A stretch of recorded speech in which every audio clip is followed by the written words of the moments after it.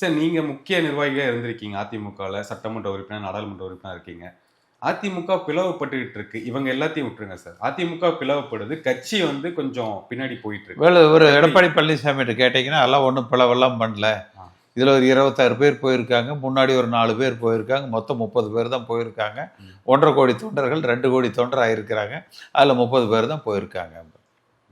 ஆனால் வாக்கு மட்டும் 1 கோடி தான் வந்திருக்கு. அந்த 1 கோடிக்கு பிறகுதான் இவங்கெல்லாம் வெளியே போயிருக்காங்க. எதுவுமே இல்லைன்னு சொல்லுவாரா? தெரியல, அது நீங்க அவர்கிட்ட தான் கேட்கல. அவருடைய பார்வை எது?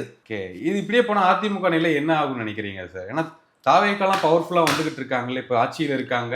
தொண்டர்கள் ஒரு லெவலுக்கு மேல ஒத்துக்க மாட்டாங்க. எல்லோரையும் புறக்கணிச்சிருவாங்க. இவங்களை புறக்கணிச்சுட்டு யாரால் திமுகவையும் தாவேக்காவையும் எதிர்த்து நேர்மையாக லஞ்ச ஊழலுக்கு அப்பாற்பட்டு, சாதி மதத்துக்கு அப்பாற்பட்டு எம்ஜிஆர் வழியில் இந்த கட்சியை நடத்த முடியுமோ அந்த தலைமையை தேர்ந்தெடுத்து விடுவார்.